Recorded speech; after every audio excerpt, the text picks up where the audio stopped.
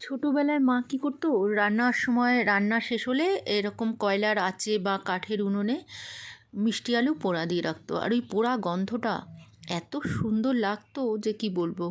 তো আমার তো সেসব নেই, সেসব বালাই নেই, কোনো কাঠের উনুনও নেই।